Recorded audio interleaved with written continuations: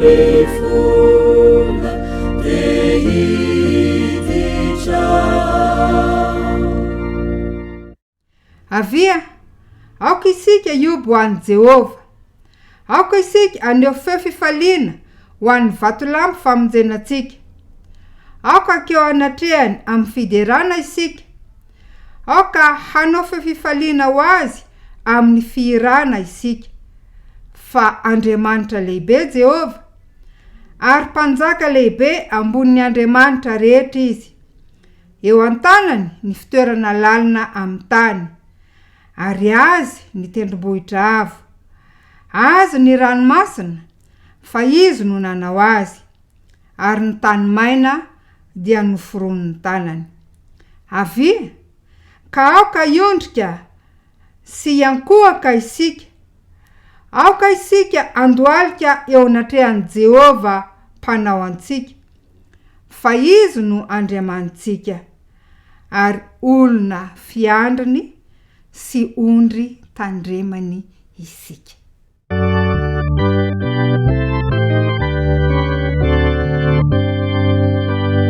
Terana ianao riro, terana Jesu tumpunai, terana ni fanaikyu, terana fapani Jesu. Ry Andriamanitra ray, zanaka fanahy masonao. Andriamanitra pahary sy pahefa ny zavatra rehetra. Andriamanitra fitiavana, Andriamanitra mpamindra fo, Andriamanitra mpamonjy. Indreto izahay, avy miakoka eo anatrehanao amin'izao sabata masina izao. Koa mangataka ny fanatrehanao zahay Andriamanitra, mba ho eniky ny voninahitra ao izao fotoana izao, ary zany fiatrehanao sy ny fanatrehanao izany Tompo, dia mba hitondra fiadanana ho anay tsirairay avy. Ka ankasitrao izao fanompoam-pivavahana tanterahana izao, amin'ny anaran'i Jesosy Kristy Tompo. Amen.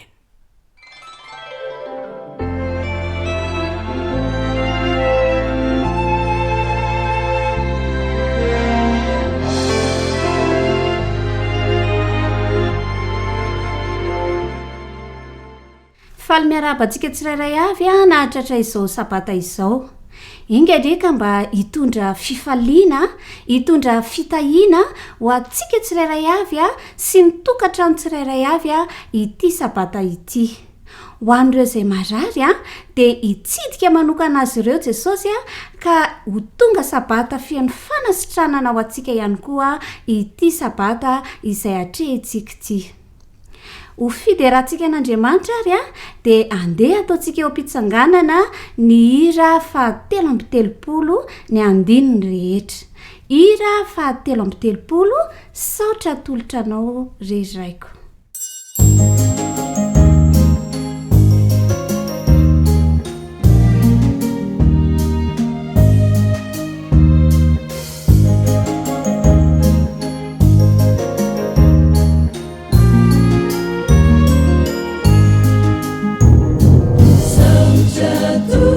Janao reriraiko, efanamonjy akiulanao, sinanazava toko anisaiko, ka nalovano bandovahanao. Fitiavanare avy amindra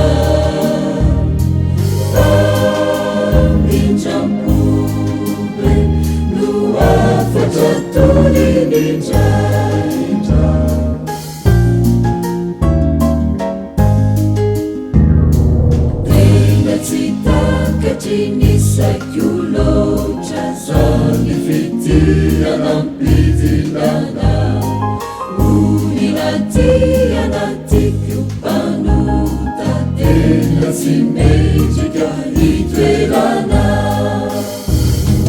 Fitiavanare avy amindra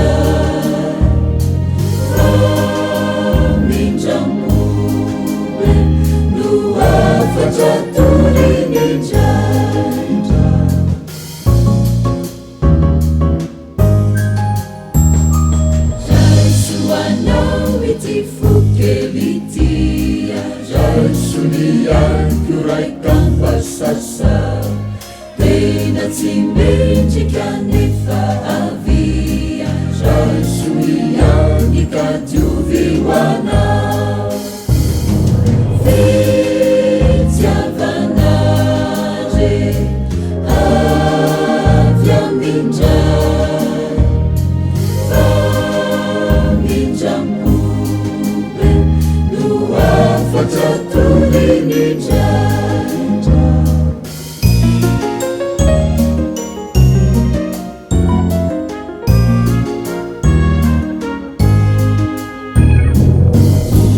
oazony fandrao de olasa ndrao veria oralavitrana nefa molatony fozay mikasa sady miteko te ahitana fitiavanare avia mindray famindrampobe no afatra tolenindradra ankehitriny dia hiaraka amaky ny tenin'Andriamanitra isika araka izay voasoratra ao amin'ny Matio 20:17. Matio 20:17 dia hotoizantsika ao amin'ny Lioka 13:12 ka hatramin'ny 30. Lioka 13:12 ka hatramin'ny 30. Ovakitsika amin'ny anaran'i Jesosy izany. Mateo 20:17. Ary izay teo ambony indrindra aminareo dia ho mpanomponareo. Hotoizantsika ao amin'ny Lioka 13:12 ka hatramin'ny 30. Ny nanontaniany an Jesosy na ho vitsy ny olona hovonjena na tsia. Ary Jesosy nandeha nitetin'ny tanàna sy ny vohitra, nampianatra sady nandroso hakany Jerosalema. Dia hoy anankiray taminy, Tompoko, moa vitsy va no hovonjena? Ary hoy izy tamin'ny olona, misese hiditra amin'ny varavarana eto ianareo, fa hoy izao aminareo, maro no hitady hiditra fa tsy ho afaka. Rehefa mitsangana ny tompotrano ka manidy ny varavarana, ary ianareo mijanona eo elatrano mandondona ny varavarana ka manao hoe, Tompoko, voay izahay, dia hamaly izy ka anao aminareo hoe, tsy fantatro na avitaiza ianareo. Ary amin'izay ianareo dia na hoe, nihinana sy nisotro teo anatrehanao izahay, ary nampianatra teny an-dalambe anay ianao. Fa izy teny hoe, lazaiko aminareo, tsy fantatro na avitaiza ianareo. Miala amiko ianareo rehetra mpanao meloka. Any no isy ny fitomanina sy ny fikotroanify, raha mahita ny Abrahama sy Isaka sy Jakoba, ary ny mpaminany rehetra amin'ny fanjakan'Andriamanitra ianareo, fa ny tenanareo kosa dia voaroka any ivelany. Ary tonga avy any atsinanana, sy avy any andrefana, ary avy any avaratra, sy avy any atsimo ireny, ka hipetraka hihinana eo amin'ny fanjakan'Andriamanitra. Ary indro, misy ny aoriana ho aloha, ary misy ny aloha ho aoriana. Hotahina ny enteny hitondra soa atsika rehefa avy azavainy ny mpanompony.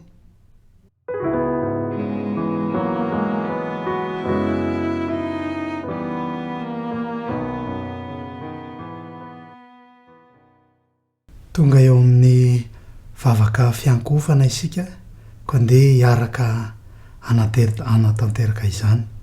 Ho an'ireo rehetra zay afaka mandoalika dia ataotsika eo mpandolehany zany. ry zay tsy afaka manao an'izany kosa dia atao am-pitsanganana ihany araka hivavaka isika.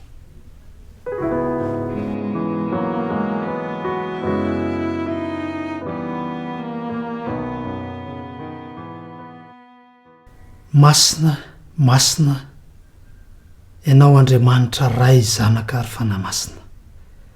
Ianao lay Andriamanitra zay ankofanay, ianao lay Andriamanitra zay ivavahanay, ianao lay Andriamanitra zay antanay, ary ianao lay Andriamanitra zay mitantana sy mandamina ary mandrindra ny fiainanay sy mandrindra n'izao rehetra zao. Ianao lay nanolotra ny ainao mba ho fanavotana anay tsiraray avy. Ianao lay faty sady namindra fo anay hatramin'izao. Mankasitraka ny fitantananao, mankasitraka ny fiarovanao manokana, koa dia indreto zay tonga manolotra ny saotra, ny dera, ny aja, ny voninahitra zay fanao hatramin'ny taloha indrindra ary mbola ho anao mandrakizay.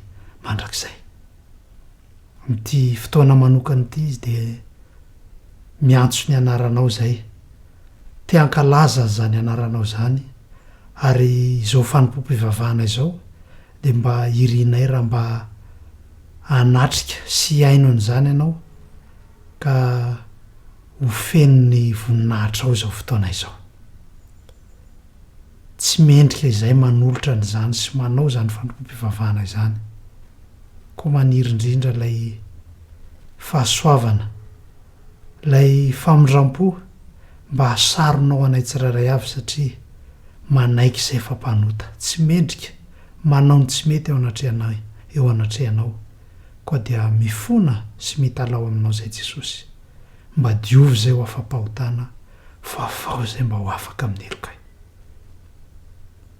Mivavaka izay ankehitriny ho an'ny fanabeazana zay itondrahanay ny zanakay tsiraray avy. Ray malalo, ny tsilotsaina sy ny fahendrena avy aminao no omenao ireo mpanabe rehetra ka mba ho tratra ny tanjon'ny fanabeazana zay eritreretina sy araka ny sitraponao. Hoentinay ambavaka manokana ihany koa ireo ankizy rehetra zay beazina, ireo tanora rehetra Andriamanitra be fitiavanao, aoka mba ho hain'izy ireo ny mandray sy miaina amin'izany fanabeazana izay ampitaina amin'izy ireo zany. Mbola ao anatin'ny fahatanjorana, ao anatin'ny fahazazana izy ireo. Ianao Andriamanitra hitahiry ny afatra rehetra, ny fanabeazana rehetra izay ampitaina amin'izy ireo, ka mba olombanina, olona modely, ho reharehan'ny fiarahamonina, ho reharehan'ny fiangonana ary ho reharehan'izao firenena izao ny ankizy zay beazina rehetra. Tondram-bavaka manokana ho an'ireo ray aman-dreny izay tondra ny teninao amin'ity fotoana ity. Ray malalo, ny fanahinao anampy, anombomba ka ho tafita ny teninao zay tianao ampitainao amin'ny tsiraray avy, mba ho fanamboarana, ho fitaizana amin'ny fahamarinana ny ankizy tsiraray, ny firenena mihitsy, koa dia omeo anjarany roa amin'ny fananao masina izy ampita zany teninao zany. Hoentinay ambavaka manokana ihany koa ty firenena ity, indrindra ny eo amin'ny sehatra ny fanabeazana. Ray malalo, aoka ny tsilotsaina sy ny fahendrena rehetra avy aminao mba hampombahanao ny mpitantana asa rehetra amin'izao firenena izao, ka mba ho vanina ny fanabeazana, ho modely ireo olona rehetra izay ho beazina sy ny mpanabe, ka mba olombanina no voaka amin'izany fanabeazana izany. Tompo tio, apetraka ifeno ambany fitantananao zany rehetrarehetra zany. Fa afaka ihany koa zay ho an'izao fitantanana asa ho an'ny fiangonana izao. Ianao no efa nifidy azy ireo, koa angatanay hatrany ny hanomezanao sy hitantananao azy amin'ny alalan'ny fananao masina, mba handehanany amin'ny fahintsiana sy ny fahendrena avy amin'ny teninao ka dia ho betsaka ny olona ho tody any amin'ilay fiainana mandrakizay no ny asa sy ny fitantanana ary ny fanabeazana izay omena izy ireo. Betsaka ny zavatra tiana eo angatahana, fantatrao nefa ny mahasoa sy ny mahatsara ny tsirairay avy, koa dia efa inona isady fa efa hanomehan'izany ianao ho an'ny isam-batan'olona. Koa dia apetraka eo aminao zany vavaka izany Jesosy, ary tonononay sy angatahanay noho n'ilay anaranao mahavonjy.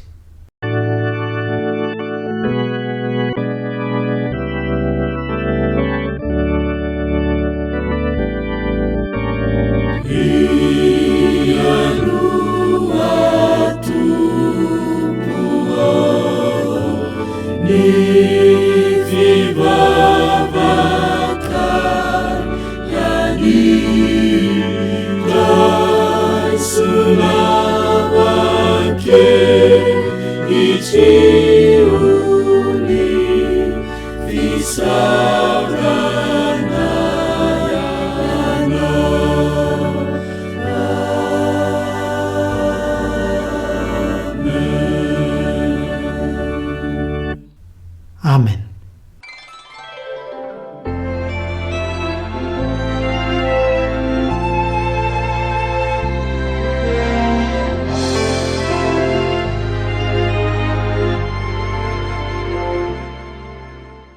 Tonga eo amin'ny fanompompivavahana ho amin'ny fanatitra sy ny ampahafolony isika ka andeha no vavaka mangina eo ampitoerana ihany mba ho fanateterahantsika izany.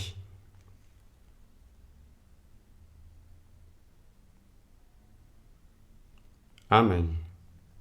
Rehefa samina vaomana ny fanatitra sy ny ampahafolony isika dia andeha hieno tantara iray izay mitarika ny saintsika mba hanao lohalarana an'Andriamanitra eo amin'ny fiainantsika. Eno fa na dia mety ho sarotra azy izany indrindra manoloana izao vanim-potoana iainantsika izao. Ity tantara ity dia mitantara ny tantaran'ireny mpianakaviana iray izay tsy nanananaka. Rehefa nitaraina sy nitalao tamin'Andriamanitra izy mba hanomezan'Andriamanitra zanak'azy, dia nohenon'Andriamanitra izany vavaka izany, ary dia nomeny zazalahy iray izy izay antsoina hoe Samuel, izay midika hoe nohenon'Andriamanitra. Rehefa nahazo an'ilay zazalahy izy dia nivoady tamin'Andriamanitra fa hanolotra an'izany mba hanompa an'Andriamanitra eo amin'ny tempoly.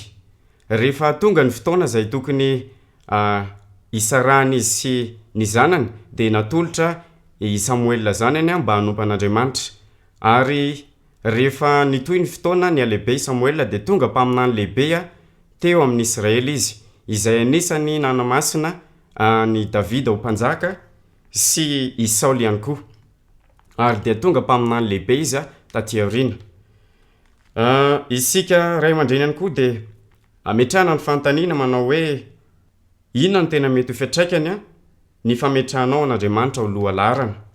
Ary eo amin'ny fiainan'ny zanakao tsy azo atao ve ny maminaviana karazana hery miasa mangina eo amin'ny fiainany. Isika dia tsy afaka ny hamaritra ny izany hery miasa mangina izany ho amin'ny zanantsika, fa Andriamanitra irery ihany no mahafantatra azy. Fa ihana dia anisany nanao lohalarana an'Andriamanitra, ka nanoloana izany dia tonga mpaminany lehibe, tonga olona mpaminany tsara i Samuel rehefa nametraka an'Andriamanitra ho lohalarana ny reniny. Eo ampatanterahany diakona ny andraikiny dia andeha isika hivavaka amin'Andriamanitra. Andriamanitra rainay izay ny an-danitra, misaotra anao izay ny amin'ny tantara izay nomenao anay tamin'ity anio ity, izay milaza aminay fa mendrika nomena lohalarana ianao ary mendrika no atao lohalarana eo amin'ny fiainanay.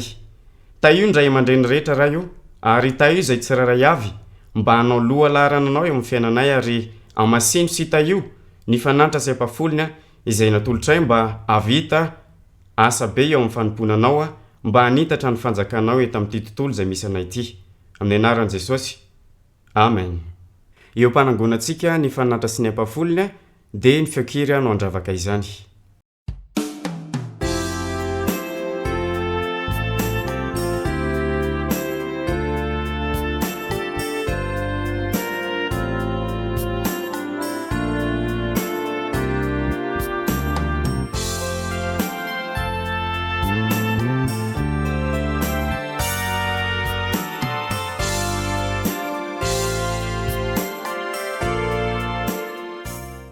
ho fanolorantsika ny ampafolony sy mifanatitra dia andeha ataontsika eo mpitsanganana ny rehefa 700 o ny fanatitra entinay.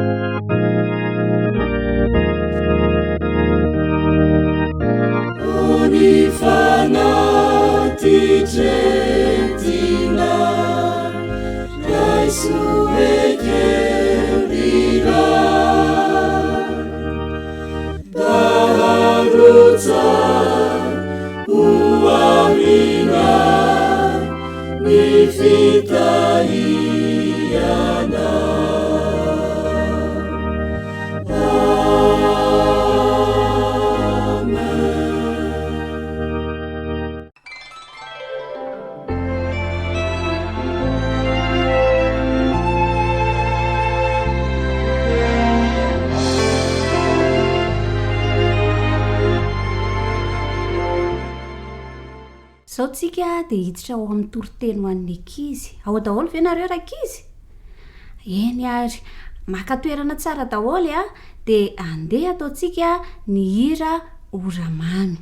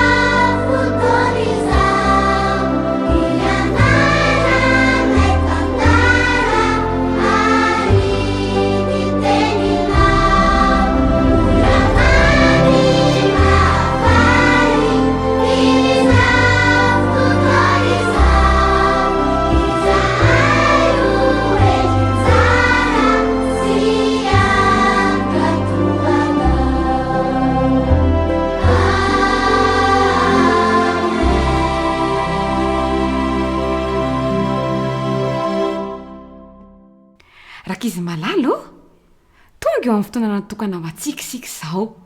Koa melohana andresantsika ny tenin'Andriamanitra dia andehantsika hiaraka hivavaka.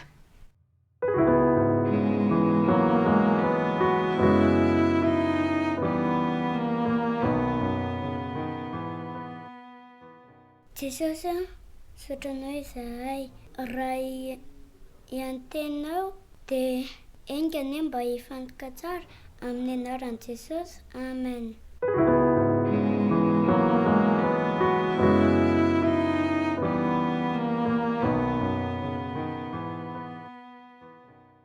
Lohatenin'ny tantarantsika androany dia manao hoe izao no filoha. Ahoana tsara hoe izao no filoha, zay mihitsiny. Isika rehefa tonga anam-pianarana ka mizara bulletin dia matetika tsika manontany amin'ny namantsika foana hoe fahafiry ndry na hoe fahafiry lahy. Misy ary zao sekoly sasany tsy misy laharana anaty bulletin fa moyenne no anontaniana, firy moyenne ndry na hoe firy moyenne lahy. Inona hozy izy nareo ny antony mahatonga an'izany? Satria tiantsika ho fantatra hoe resiko izy na hoe resiko ndry. Matetika tokoa tsika eo amin'ny fiainana dia miady izy eo filoha. Tsara izany, kanefa misy lafiny maharatsy azy indraindray.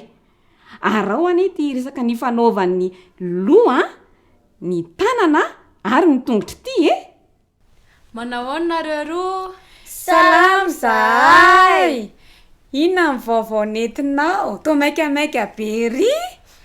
Sano fanangitena hoe tokony mila mifidy filotsika atao amin'izao toetra raha mafampana atao amin'ny firenena izao. Za mihitsiny. tena hitako mihitsy mieritreritra mihitsy ianao ty. Za zao tena ifetraka teny an'izany aminareo roa fa nenao ny tonga aloha de ahoana zany iza nofoloha amintsika telo.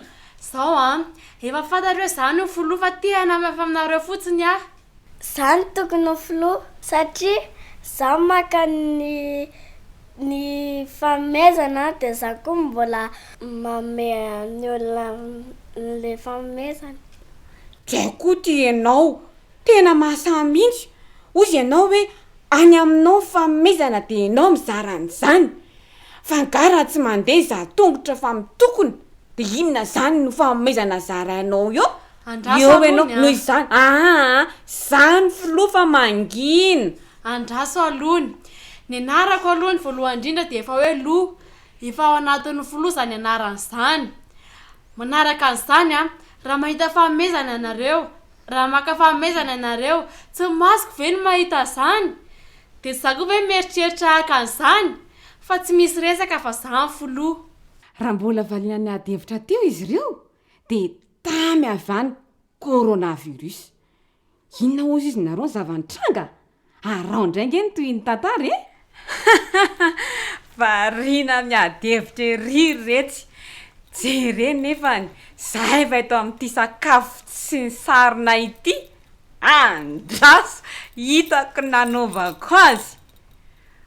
Ory zareo Ahoana kay? Ganareo tsy none. Io misakafo alève de hoano. Io ry tanana raiso atonga de raiso. Tena tsara be izy zany Marina mihitsy zany. Afaka andro vizivizita teoriana de nanomboka hafahafa ny vatana, nararo ny loha, tsy afaka ny ainga ny tanana, ary ny tongotra tsy afaka namindra mihitsy. Tsy salama ny vatana. Marary be daholo ny vatako ry izy roa. Tena marary be. Ny anako arany efa mila tsy afa miangatsony. Tena ny tongotro ary reto tena tsy afaka mamindra. Fa de ahoana loatra re? Iza ihany zao no nahatonga an'izao? Io tanana io mihitsy no nahatonga an'izao. Le sakafo nalainy io ihany ry tanana nahatonga antsika nareo hatran'izao. Fa raha tsy nitongotra ve nitondra nateny de afaka alaiko tele izy. Ine, tena za tongotra nitondra nareo teny. Kanefa niara-ny asitsika. Avy aloha zany hoany, ny azo atao de andao anantona mpitsabo. Sa ahoana ozy nareo? Andao mihitsy ny anantona mpitsabo e. Nefa nytitsika za tsy afaka mandeha. Io raiso ny telefona de atso 910 ry tanana. Ajantsika treo ny tantara fa andetsika isitina lesona avy hatrany. Lesona telo no tsoahantsika amin'ity maraina ity. Voalohany amin'izany de eo amin'ny lafiny ara-pahasalamana. Zao rakizy mbola ao anatin'ny aretintsika amin'izao fotoana izao. Koa aoka ho ajaintsika avokoa ireo fepetra rehetra ho fiarovana amin'izany aretina izany. Anisan'izany ohatra ny fanasantsika tanana amin'ny rano sy savony, ny fanaovantsika arovava orona, ary ny fanajantsika ny ray metatra raha miresaka amin'ny olona isika. Tena manimba neraka izy ty coronavirus ty ary tena mamono mahafaty mihitsy e. Tahaka ny satana ihany koa. Satana efa kely sisa ny androny de masika izy ary romotra nitady fomba rehetrarehetra andavonantsika. De inona nataontsika amin'izany? Aokitsika anadio mandrakariva ny fotsika ka azoto hianatra ny tenin'Andriamanitra. Inona ihany koa? Aokitsika izara ny tenin'Andriamanitra amin'ny olona rehetrarehetra raha tapenana mivava amin'ny coronavirus, fa isika kosa indray ilaza amin'ny namantsika ny amin'ny fahatsaran'i Jesosy fa tsara itombontsika io. Ary ny fahatelo raha miteny hoe adzao ny ainana ray metatra raha miresaka amin'ny olona amin'ny coronavirus, isika indray kosa dia aoka analavitra mihitsy any Satana. Sa ahoana honareo? Lesona faharoa raisika indray amin'ity maraina ity de izao. Eo amin'ny lafiny ara-piarahamonina. Teo zao ny tanana sy ny loha sy ny tongotra de mifandilika andraikitra. kanefa rehefa narary ny vatana dia natsapa fa ilaina ny fifanampiana mba hahatonga ilay fahasalamana. Isika ihany koa dia mila ny fanampy. Voalohany amin'izany dia ny ao atokantrano, aoka ny ankizy kely rehetrarehetra azoto anampy any dada sy neny amin'ny fanaovana raharaha. Rehefa irahany neny dia mailaka ery manampy aneny satria mila ny fanampytsika. Anandakilasy misy namantsika mety sahirakirana amin'ny fianarana dia mendrika anao ampiana izy ireny. Inona no manahirana anao? Aoka tsika fanampy. Fa ozy ny fitenenana hoe tsy misy manana ny ampy fa sambatra izay mifanampy. Lesona fahatelo sady fara no soahantsika amin'ity maraina ity dia mikasika ny lafiny ara-panahy. Ndresantsika teo hoe matetika tokoa tsika no misafidy izay lohany eo amin'ny fiainana. Tsara izany. Kanefany dia izao ny taditio. Raha tiantsika ny ho asandratra dia aoka tsika anana fanetretena. Satria ozy ny tenin'Andriamanitra ao amin'ny Mateo 10:20 manao hoe izay teo lehibe aminareo no mpanomponareo rehetra. Ilaintsika rakizy amin'izao fotoana izao mahay manompo ny hafa, mahay manaja ny hafa, mahay manampy ny hafa. Tahaka ny toetrany iza moa zay? Tahaka ny toetrany Jesosy zazany izay. Dia izay manitry tena dia ho asandratra rehefa ho avy ny tompo. Ka ny ankizy kely rehetra izay nandre zao tantara izao dia ankizy kely feno fanetretena. Dia raha ho avy ny tompo dia ho asandratra hiaraka amin'ny tompo ny ankizy rehetra. Amen.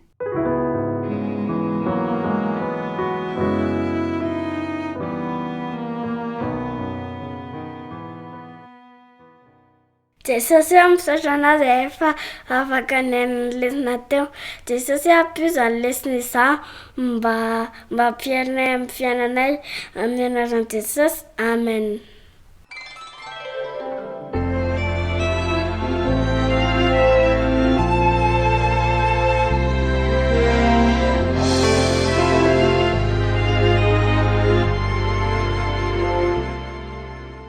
Alohan'ny hidirantsika mifampaherezana izay entin'ny pasteur Ratovarosoa David Olivier dia andeha angatahantsika ny korala feo famonjenam-bomahintsy anao hira anankiray fahatsara ny mihira. Fahatsara ny mihira ho an'Andriamanitsika eny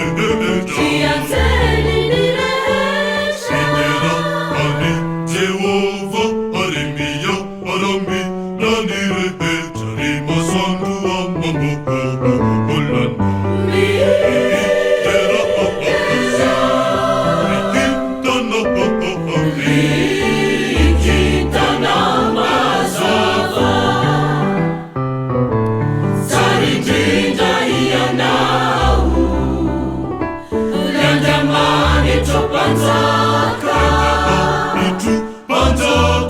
Akala, Sanda, Ua.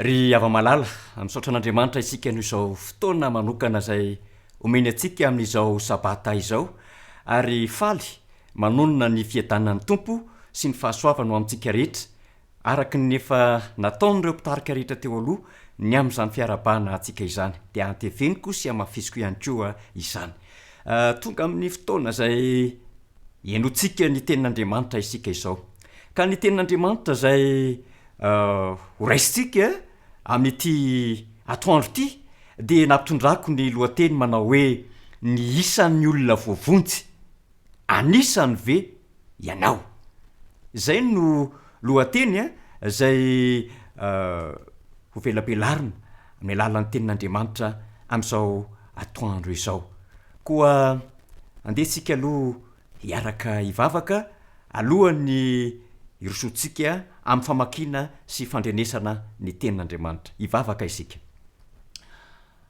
ry Jehova Andriamanitra eo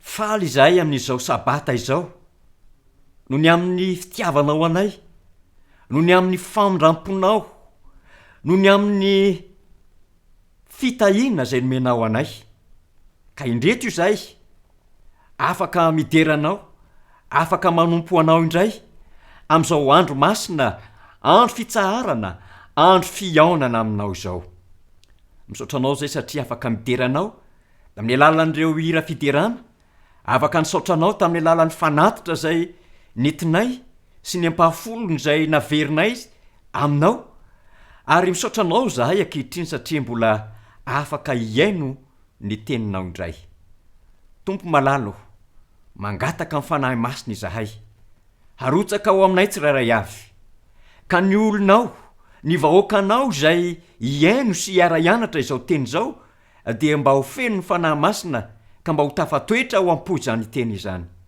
ary ity mpanomponao zay fitaovana fotsiny ihany eo ampelantananao ampita izany afatra izany dia aoka mba ho feno ny fanahinao masina ihany koa osoro avy amin'ny fanahinao masina tompony molotro ka hiteny ny fahasoavana avy aminao sy ny sitraponao rery ihany amin'ny anaran'i Jesosy Kristy lay tompo sy mpamonjy anay no angatahana izany vavaka izany amen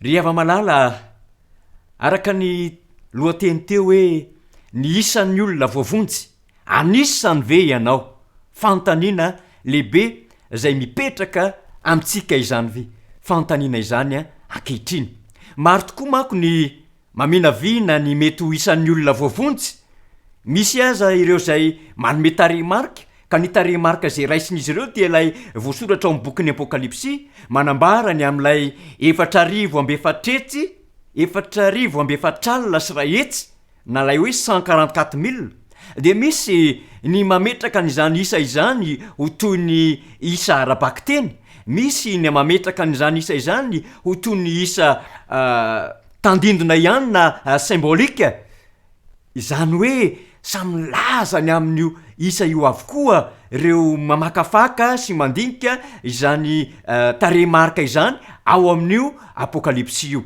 tsy de io isa io anefa no ho lazaina sy ho tantaraina loatra fa lay fantaniana napetrakantsika tamin'ny voalohany teo hoe anisan'ilay olona vonjena ve ianao firy nisan'ny olona vonjena move io isa 4,400 am'ray hetsy io ry ava-malala ny mpianatra Jesosy dia mba nahaliana mba liana n'izany hoe isan'ny olona voavonjy zany ihany koa ary tena nametraka fantaniana tamin'i Jesosy izy araka ny vaky teny hitantsika ao amin'ny Luka 13 manomboka amin'ny 12 zay nyvakiny anabavy izay namaky ny tenin'Andriamanitra teo kanefa andeha averintsika vakinany eo amin'ny 13 amin'io Luka 13 io hoy ny voalaza eto amin'ny 13 hoe dia hoy ny anankiray taminy tompoko moa vitsy va no vonjena tena nahaliana ny mpianatra ihany koa zany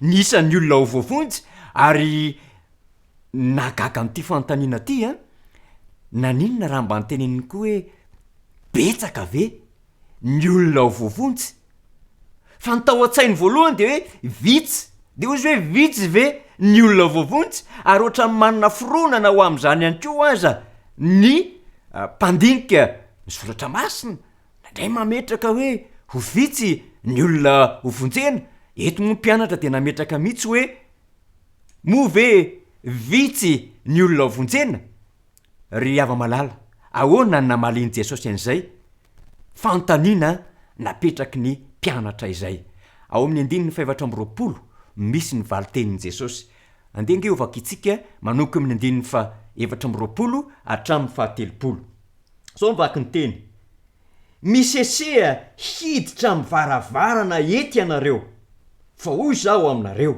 maro no hitady hiditra fa tsy ho afaka rehefa mitsangana ny tompotrano ka manidy ny varavarana ary ianareo mijanona alantrano mandondona ny varavarana ka manao hoe tompoko vohay zahay dia amaly izy ka hanao aminareo hoe tsy fantatro navitaiza ianareo ary amin'izay ianareo dia hanao hoe nihinana sy nisotro teo anatrehanao zahay ary nampianatra teny an-dalambenay ianao fa izy teny hoe lazaiko aminareo tsy fantatro navitaiza ianareo miala amiko ianareo rehetra mpanao meloka any no isy ny fitomanina sy ny fikotroanify raha mahita ny Abrahama sy Isaka sy Jakoba ary ny mpaminany rehetra eo amin'ny fanjakan'Andriamanitra ianareo fa ny tenanareo kosa teo voaroka ny ivelany ary ho tonga avy any atsinanana sy avy any andrefana ary avy any avaratra sy avy any atsimo ireny ka hipetraka hihinana eo amin'ny fanjakan'Andriamanitra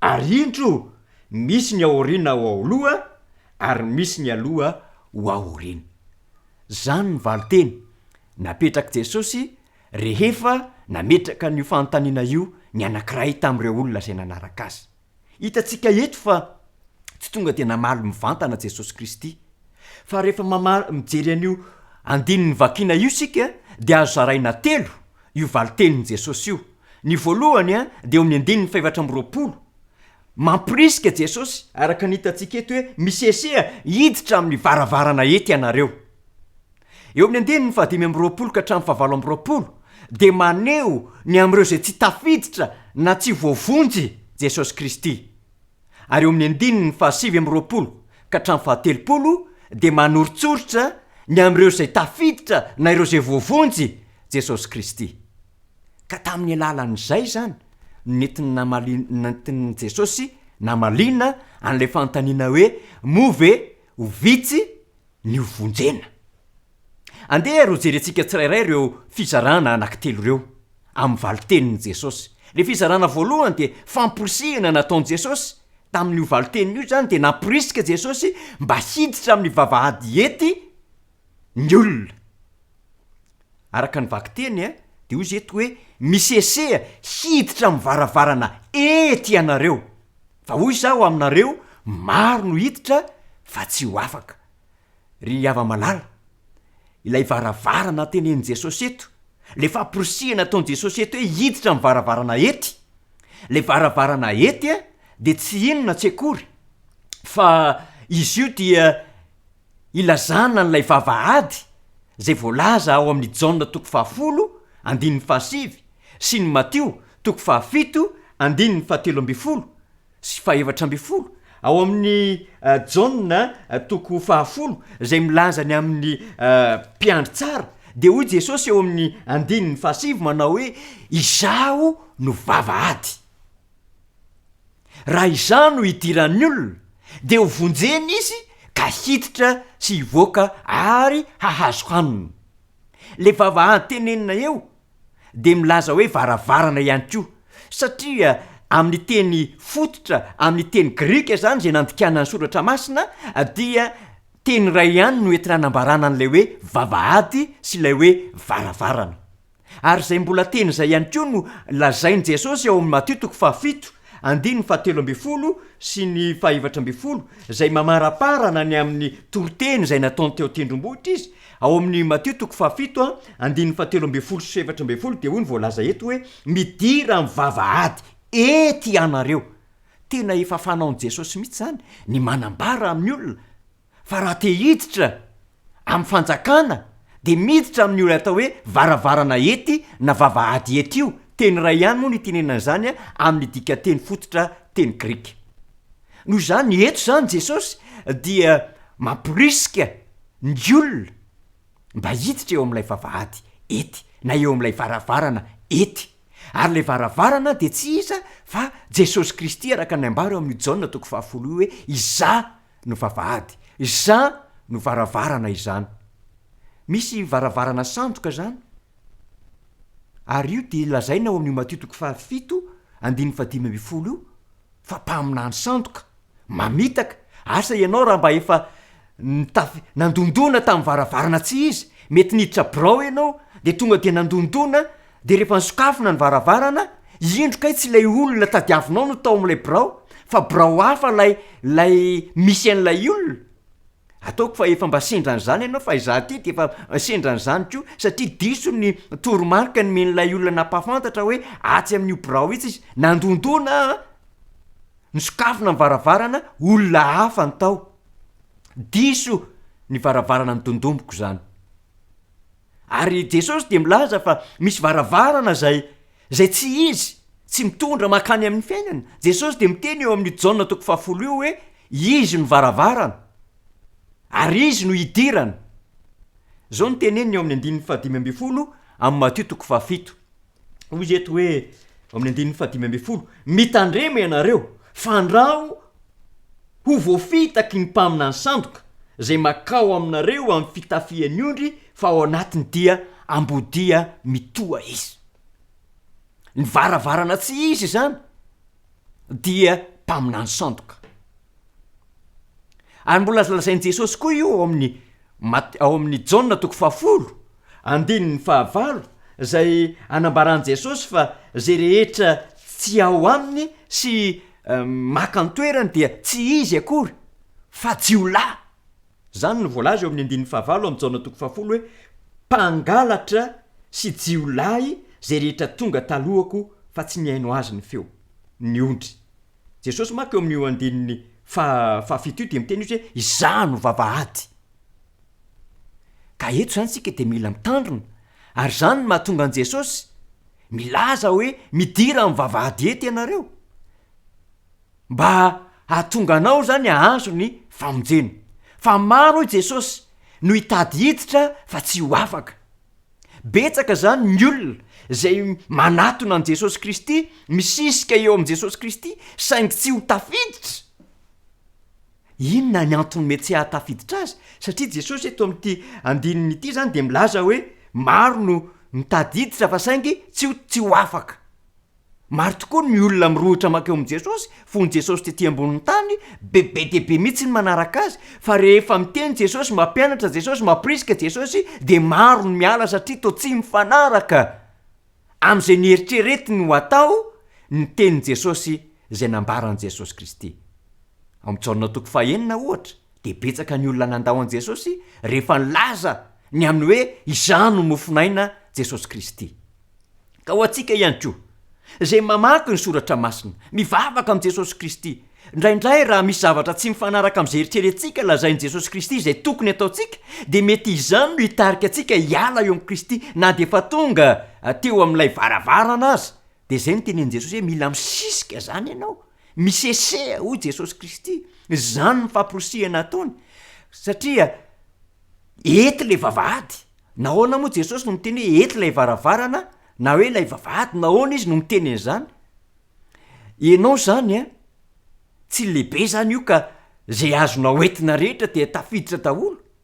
Fa ianao zany de tsy maintsy esorinao zay zavatra rehetra manakatsakana na manembatsembana tsy ahafahanao miditsy eo am'le varavarana. Satria izany no mety hanakana anao. Ndraindray ianao ngamba efa niditra tamina varavarana taxi be ohatra raha ito Antananarivo, de mibaby sakodo ianao nefa misisika lay fidirana eo am'lay varavarana taxi be. Mba azahoanao ho tafiditra de tsy maintsy ataonao zay akelikely ny tenanao, mety ho trotroinao ngamba lay sakodo de tafiditra ianao. Zay ny eo amin'ny taxi be fa eo amin'ity resaka fidirana any an-danitra ty de tsy misy hoe ho trotrona na ho babena mihitsy fa tsy maintsy ajanona daholo zay rehetra manakatsakana na manembatsembana anao, tsy hiditra, tsy ho tafiditra eo amin'ilay varavarana. Anaraka an Jesosy Kristy zany ny dikan'izany. Zao ny tenin Jesosy eo amin'ny Matthieu 15 amin'ny toriteny teo tendrombohitra ihany. Matthieu 15:7-20. Fa raha ny masonao izy masonao akavanana no manafotoana anao de esory ala iny ka ary io afaka aminao fa mahasoa anao na dia very aza ny ray momba ny tenanao ka tsy ny tenanao rehetra no arinany amin'ny elo. Lay teny hoe manafotoana dia midika hoe mamandrika no tena dikany, mamandrika. Ka raha izany no mamandrika anao zany tsy azonao hiditra amin'ny fanjakan'i Kristy, esorina izany ary zay no mahety an'ilay varavarana rehefa malala. Eo amin'ny 9:10 moa dia mbola miteny Jesosy hoe raha ny tananao kavanana no manafotoana anao, tapaho izy ary io afaka aminao fa mahasoa anao na dia very aza ny ray momba ny tenanao ka tsy ny tenanao rehetra no lasany amin'ny elo. Zany rehefa malala mahatonga an' Jesosy mampirisika zany hoe midira, misesea mihitsy ny teneniny eto, misesea hiditra amin'ny vavahady ety anareo fa maro mitady hiditra nefa tsy ho afaka. Eto dia efa mirary sahady hoe mba ho anisan'le tafiditra ianao satria ianao dia ho vonina hanala n'izay rehetra manimbatsembana rehetra tsy azonao manaraka ny Kristy. Ato anatin'ny teniny mako ny sitrapon'i Jesosy izay amporosihana antsika mba hanarahantsika. Ka izay ary zany lay famporosihana nataon'i Jesosy Kristy araka ny hitantsika eo amin'io fitsarana voalohany io amin'ilay valiteny nataon'i Jesosy. Fa mba manahoana kosa ireo izay tsy ho tafiditra araka ny anoritsoritany Jesosy azy ao amin'io valiteny nataon'i Jesosy io, ary zay le fizarana faharoa ho jerentsika fanehoana andreo tsy tafiditra. Manomboka eo amin'ny 5:20 no misy ny tantara dia hoy ny voalaza eo amin'ny 5:20 sy manaraka hoe rehefa mitsangana ny tompotrano ka manidiny varavarana ary ianareo mijanona ao alatrano mandondona ny varavarana ka manao hoe tompoko voay zahay dia amaly izy ka hanao aminareo hoe tsy fantatro na avitaiza ianareo ary amin'izay ianareo dia hanao hoe nihinana sy nisotro teo anatrehanao zahay ary nampianatra teny an-dalambenay ianao. Fa izy kosa hiteny hoe lazaiko aminareo tsy fantatro na avitaiza ianareo, miala amiko ianareo mpanao meloka rehetra any no isy ny fitomanina sy ny fikotroanify raha mahita ny Abrahama sy Jakoba sy Isaka ary ny mpaminany rehetra eo amin'Andriamanitra ianareo fa ny tenanareo kosa dia ho voaroka ny velany. Io zany dia manoritsoritra ny reo izay tsy ho tafiditra. Zay lazain'i Jesosy eto fa misy fetrany lay fivohan'ny varavarana. Ny tompotrano no manidy azy. Jesosy lay lazaina eto hoe tompotrano satria atao amin'ny majuskule na hoe sora-bavety ny eto nanehoana n'ilay tompotrano eto amin'ity tenin' Jesosy ity. Misy fetrany zany ny fivohan'ilay varavarana zay hitenenan Jesosy hoe misese, misy fetrany zany io ka rehefa mihidy zany izy io dia manjary tsy ho tafiditra ianao. Ary zany ny anoritsoritany Jesosy eto hoe mitandremosy izy. Ary lay manidy an'io varavarana io dia fahefan'le tompotrano, fahefan'i Jesosy Kristy zany ny manakatona hoe atreto ihany, vita le izy eto ihany, mihidy ny varavarana. Ho tafiditra ianao sa tsy ho tafiditra. Ao amin'ny Apokalipsy 7:7 dia miteny an'izao teny izao ny soratra masina. Apokalipsy 7:7 dia hoy ny voasoratra eto hoe asoraty ho an'ny anjely fiangonana ny Filadelfia. Izao no lazain'ilay masina, zay marina, zay manana ny fanalahidin'ny Davida, zay mamoa ka tsy misy anidy ary manidy ka tsy misy mahafo. Teny Jesosy eto hoe rehefa mitsangana ny tompotrano izy ka manidy. Eto amin'ny Apokalipsy dia milaza izy fa afaka mamoa Kristy, afaka manidy. Tsisy afaka mahatohitra n'izany fahefany zany. Rehefa izy no manidy dia tsisy afaka mamoa an'io. Rehefa izy no mamoa dia efa tsisy afaka manidy an'io. Fahefana izany dia midika fa fahefany Jesosy Kristy irery ihany no azahoantsika miditra ao amin'ilay fiainana mandrakizay zany. Ka eto Jesosy dia miteny hoe ikatona io varavarana io. Ianao ve fa mba nilahatra vola tamin'ny banky? Dia milahatra ianao miteny ny banky hoe hatramin'ny 3 no mihidy ny fandraisan'olona. Dia ianao zany milahatra fa indro fa tonga ny amin'ny 3 ianao mbola ety ivelany, indro fa mikatona le varavaran'ny banky. Dia misy sasany miangavy mafy eo amin'ilay sécurité mba ampidiry hoe zay efa adiny ray any izahay nilahatra teto e. Ny sasany anefa nilahatra tamin'ny 5, efa adiny 5 nilahatra teo vao tafiditra. Tonga le ora dia nikatona le varavaran'ny banky dia tsy tafiditra ianao. Very fotoana teo ianao nilahatra nefa ianao tsy tafiditra. ary zany ny tena manahirana ry ava-malala indrindra eo amin'ity lafi ny ara-panahy ty. Zany no mahatonga Jesosy miteny hoe misese kosa izy. Maro no mitady hiditra fa tsy ho afaka. Ary io no milazay ny tsoratra masina ao amin'ny Efesianina 5:5 hoe araraoty ny andro azo anaova-tsoa fa ratsy zao fiainan'izao. Zany hoe araraoty ny fotoana zay mbola isokafa ny varavarana mba hatonga anao ho tafiditra. Aoka ianao anararoatra aingana mihitsy am'izao fotoana izao satria Kristy de mbola mamoa ny varavarana. Eo amin'ity fanehoan Jesosy nireo tsy tafiditra ity de lazainy hoe tsy fantany reo olona mandondona ireo. Tsy fantany araka ny voalaza eto hoe tsy fantatra ianareo na avitaiza ianareo. De iteny ozy retony reto hoe izahay ange nihinana teo anatrehanao ary ianao de nanao asa lehibe na mpianatra teny an-dalambenay. Ry ava-malala, misy tantara itenenan Jesosy mitovy amin'io ihany koa ange. Fanoharana mihitsy ny anehoan Jesosy azy eo Matthieu 5:20 ny amin'ireo virjine 10, ny 5 adala, ny 5 endry. De ireo amin'ireo 5 adala dia voalaza amin'ny 15 amin'ny Matthieu 5:20 hoe raha mbola lasa ny vidy izy de tonga ny mpapakatra ary zay efa niomana de niara-niditra taminy tao fampakaram-bady ary dia narindrina ny varavarana, nakatona ny varavarana izany. Ary rehefa nikatona ny varavarana de voalaza amin'ny 12 hoe rehefa afaka zany de tonga ireo virjiny reo ka nanao hoe tompoko voay izahay. Nandondona zany fa namaly lay mpampakatra tao amin'ilay fampakaram-bady hoe izy amaly hoe lazaiko aminareo marina tokoa tsy fantatro ianareo. De eto Jesosy mamerina an'izany teo atao amin'ity Lioka 7:20 ty maneho an'ireo olona tsy tafiditra zay mandondona. Eto zany de tsy mipetraka le hoe zay mandondona de voana. Rehefa mikatona zany ny varavarana de tsy mamoa tsony Kristy. Ary tenenin Jesosy an'ireo olon'ireo mpanao meloka. Araka ny hitantsika eo amin'io 9:20 amin'ny amaranany azy eto hoe miala amiko ianareo rehetra mpanao meloka. Ary zany koa nge no tenenana azy eo amin'io ireo virjiny 5 adaly hoe tsy fantatro ianareo miala amiko ianareo mpanao meloka. Ary eo Matthieu 7:17 de mbola miteny Jesosy Kristy tany toroteniny nataony hoe ambarako amin'ny marimarina amin'izay ozy izy tsy mba fantatro akory ianareo hatr'izay miala amiko ianareo mpanao meloka rehetra. Tena ratsy zany raha vao tsy tafiditra fa sady tsy fantatro Kristy no mpanao meloka no anehoan Jesosy azy. Ary angifiry reo olon'ireo satria voalaza eo amin'ny 17:20 hoe any no isy ny fitomanina sy ny fikotroanify raha mahita ny Abrahama, Isaka, Jakoba ireo mpaminany rehetra ao amin'ny fanjakan'Andriamanitra ianareo fa ny tenanareo kosa ho voaroka ny ivelany. I Abrahama de maneho ny finoana, Jakoba de maneho ny fitolomana ambavaka amin'Andriamanitra, Isaka de maneho ny amin'ny fankatoavana ary ireo mpaminany de milaza ny amin'ireo tsoratra masina ilazan'Andriamanitra ny amin'ny tenany.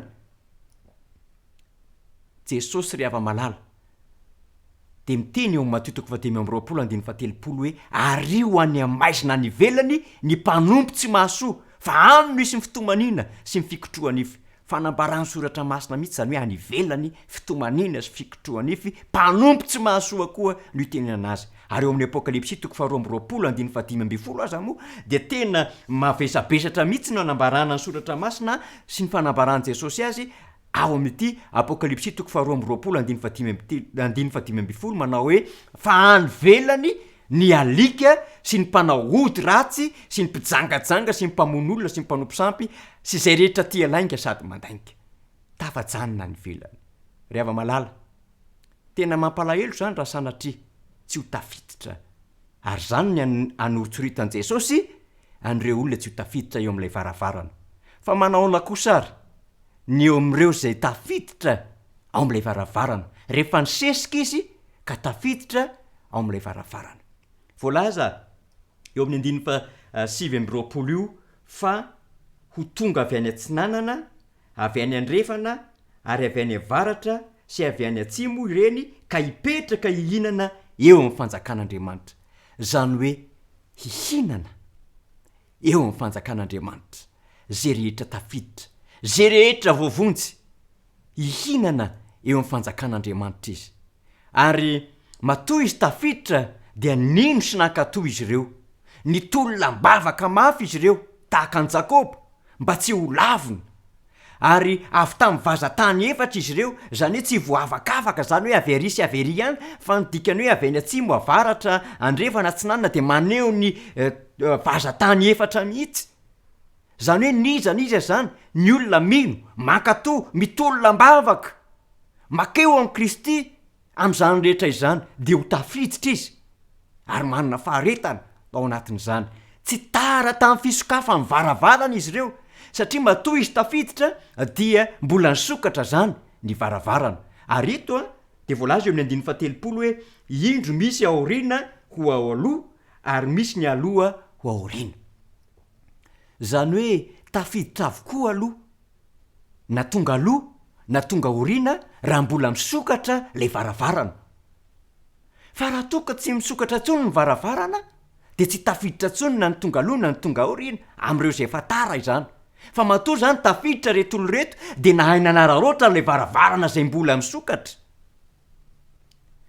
efa nteneniko teo ihany le hoe milahatra vola ao amin'ny banky milahatra ianao zany dia efa ho tafiditra mihitsy ianao hadino lay karatra dia lasa ianao miazakazaka miverina makany an-trano maka ny karatra na amin'ny telefona na amin'ny ao an-trano hoe mba hatero aty ny karatra dia indro fa niazakazaka ny tao an-trano nanatitra ny karatra ary indro anefa mbola nisokatra ny varavarany banky tsy mbola tonga ny ora fikatonany dia mbola tafiditra ihany ianao saingy zao tsy ianao tsony ny voalohany fa le olona tao aorinanao rehetrarehetra efa lasa alohanao daholo na azon'izay nilainy fa ianao taty aoriana fa saingy mbola tafiditra ianao satria mbola nisokatra le varavarany banky dia ohatr'izay koa eo amin'ity tenen'i Jesosy ity ny aloha no farany ary ny farany ny mety ho aloha zany hoe mety efa teo ihany ianao fa nanjara ohatran'ny ngamba mety nisy zavatra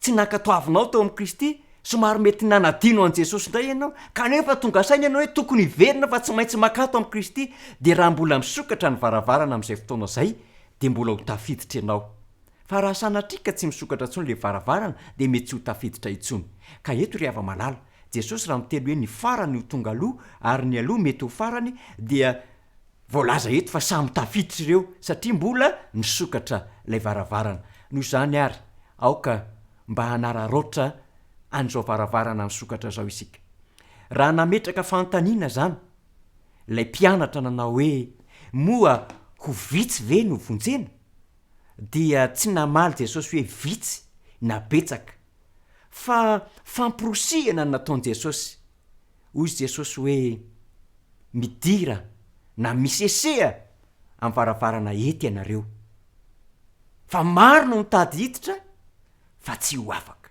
famporosihana no nataon'i Jesosy ry hava-malala noho izany tsy zava-dehibe zany ny hoe fahafantarana hoe betsaka ve no voavonjy sy ny hoe vitsy ve no voavonjy fa ny zava-dehibe ry hava-malala dia izao anisan'ilay voavonjy ve ianao ka na kely ny voavonjy na betsaka ny voavonjy raha anisany ianao dia misaoran'Andriamanitra io mitovy amin'le hoe olona azo fanampiana ohatra dia manome isa ohatra ny olona mpanome fanampiana hoe 300 no omena fanampiana dia misy manao hoe vitsy loatra izany misy indray manao hoe 3 alina no omena fanampiana dia ozy ny olona hoe tena betsaka izany omena fanampiana zany na 300 na 3 alina rehefa tsy ao anatin'lay mahazo fanampiana ianao dia tsisy dikany aminao izany isa izany ry hava-malala mihoatra lavitra noho ny amin'izany ny famonjenantsika hiditra ny an-danitra na hitentsika hoe vitsy ny olona vonjena na hitentsika hoe maro ny olona vonjena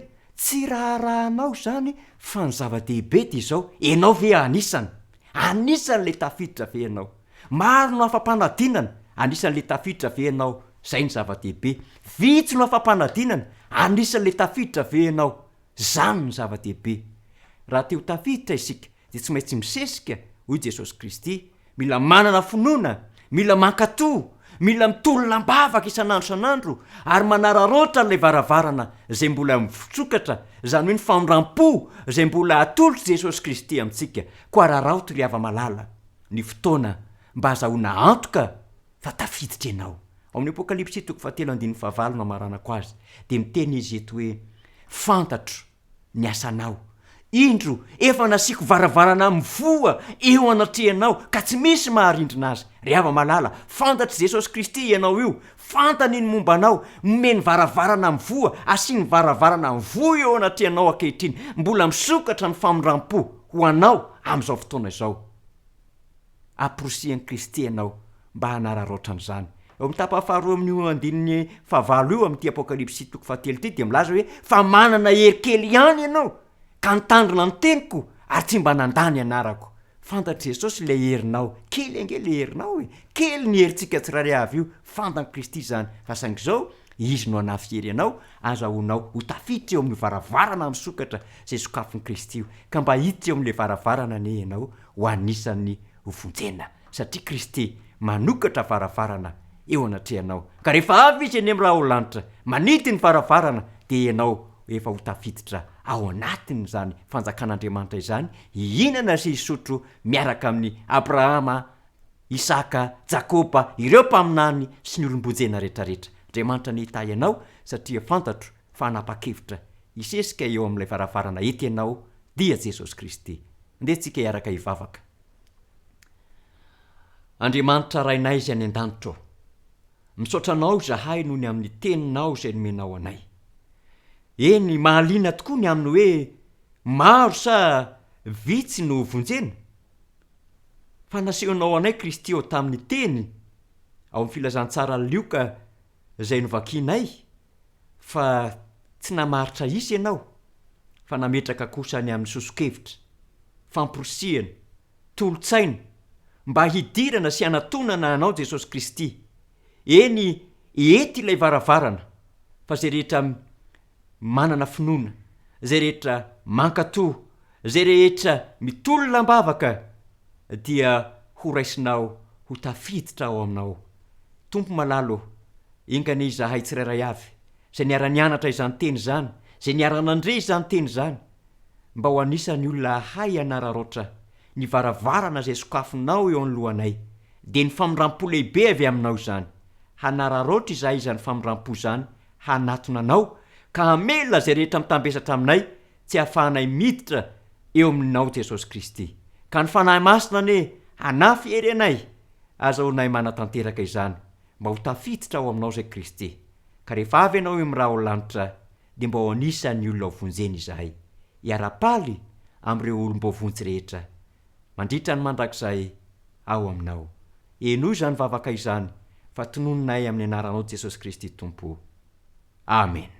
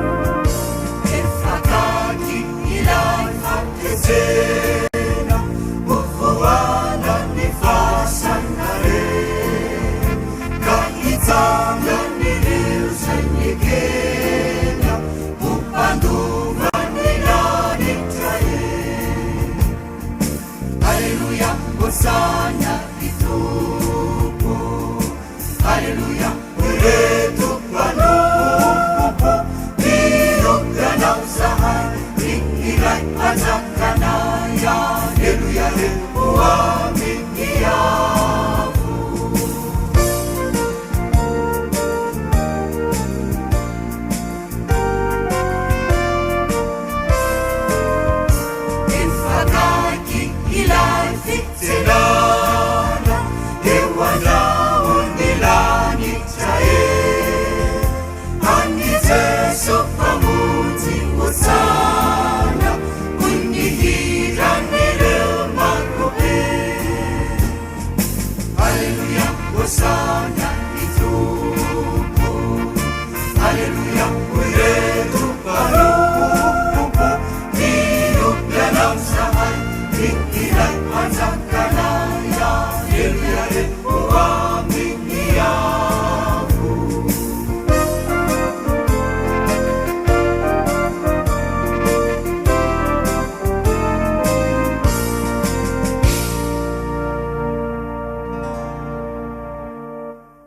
raiso ny tsodrano ary andriamanitry ny fiadanana ane hamasina anareo samy ho tanteraka ka aoka harovana avokoa ny fanahinareo sy ny ainareo ary ny tenanareo ho tanteraka ka tsy hanatsiny amin'ny fiaviany Jesosy Kristy tompontsika mahatoky izay miantso anareo sady izy ihany no hanefa izany ho aminareo ane ny fahasoavan Jesosy Kristy tompontsika anio sy ho mandrakizay mandrakizay amen.